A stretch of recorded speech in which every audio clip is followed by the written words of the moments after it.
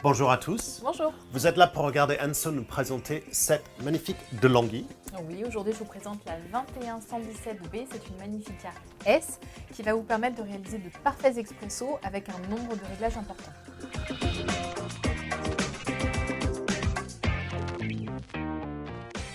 Donc je te disais Philippe, en fait l'expresso est vraiment réussi sur cette machine. D'ailleurs on va en faire. Ouais, on va en faire direct. Allez, hop, alors je sais pas si je suis vraiment en face, je te laisse regarder. Parce que moi je suis un peu de dos, c'est pas facile de placer les verres. Surtout utilisez vos machines de dos, c'est beaucoup plus facile.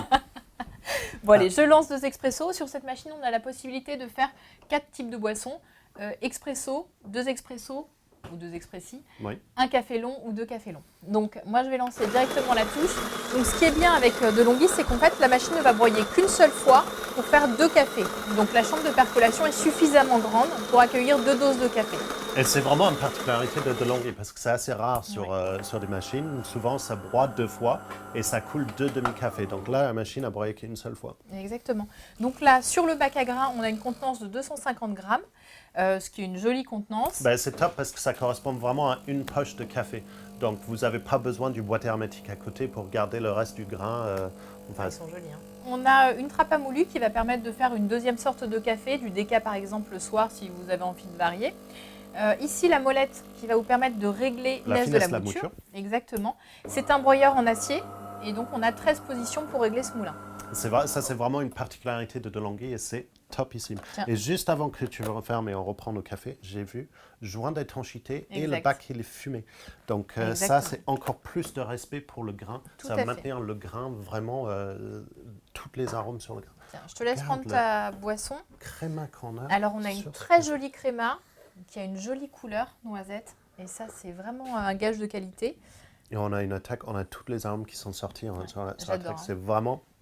C'est vraiment une extraction la très chance réussie. qu'on a avec cette machine, c'est qu'on va pouvoir régler en fait en fonction déjà du grain, parce qu'on a pu régler le moulin, mais aussi on va pouvoir régler la longueur en tasse sur une ou deux boissons, et aussi l'intensité, et avec l'intensité avec la molette centrale, on peut aller de 5 à 13 grammes de café par tasse. Non mais on a toute cette plage de réglage, parce que souvent on a une touche pour aller entre 5 plages d'intensité. Là c'est toute la molette, je peux? Oui, vas-y. Ah oui, mais on a une grosse plage de différence. Exactement. Et on peut aussi régler la température avec cette machine. Donc c'est une combinaison de touches.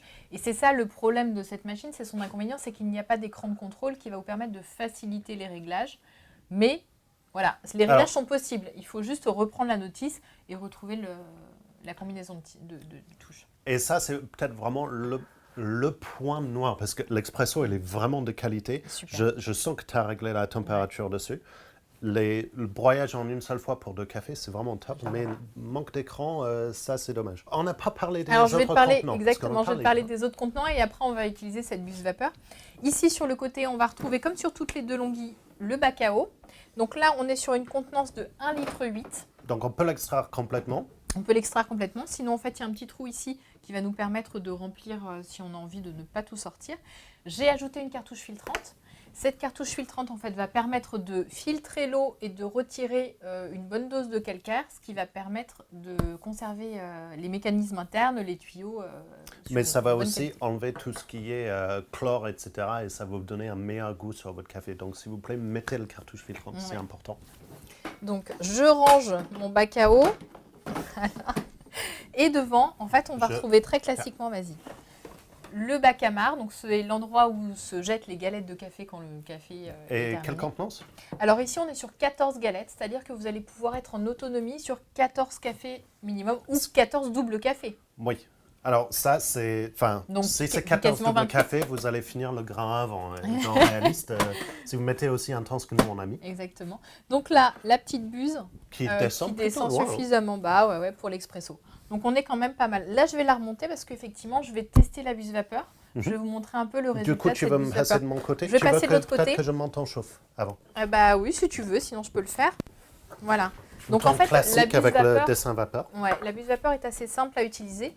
Donc on appuie sur le bouton vapeur et ensuite ça clignote. Quand la température est bonne, on n'a plus qu'à ouvrir la vanne de la buse. Donc moi je vais plonger. Voilà, donc là c'est bon. Et je vais ouvrir ma vanne et la vapeur va se lancer directement. Voilà. D'accord. Donc on n'est pas sur une buse vapeur de très très haute puissance, mais on va quand même réussir à faire des petites choses assez intéressantes. C'est un bus vapeur, ce qui s'appelle semi-assisté. Donc, il y a une trou en haut pour vous apporter de l'air en même temps que le vapeur. Et du coup, vous n'avez pas vraiment besoin de trouver l'angle, etc. Ça va un peu le faire tout seul. Il faut avoir le coup de main. Ouais, il faut quand même avoir le coup de main. Tu Mais vas voir, surtout, on n'est pas non plus sur un résultat de barista. Il ne faut pas espérer un résultat barista. Mais il faut aussi penser à prendre un pichet en inox pour pouvoir jauger la température Exactement. pendant que vous êtes en train de monter. Pendant qu'Anso est en train de retravailler son Tiens, lait... si tu as un petit chiffon, tiens. je te remercie. Hop, voilà, merci. Je vois un chauffe-tasse qui est, Alors, il est passif. qui est en train de récupérer la chaleur du thermobloc. Et c'est pas très chaud. C'est joli, mais c'est pas très chaud. Et pendant que tu es en train de travailler ton lait aussi, moi, je voulais parler entretien de la machine. Oui, écoute, vas-y, parle entretien Je vais de la machine. enlever le vapeur. Ouais. Parce que, si je me souviens bien, parce que moi j'en ai eu un Magnifica S pendant un moment en test, c'est le groupe café, il est derrière le réservoir. On retire le bac à eau et ensuite il y a une petite porte qui va vous permettre de sortir le groupe de percolation. Alors très simplement, vous le passez une fois par semaine sous l'eau tiède. Vous le laissez sécher classiquement, vous le remettez et il n'y a plus rien à faire sur la semaine pour l'entretien.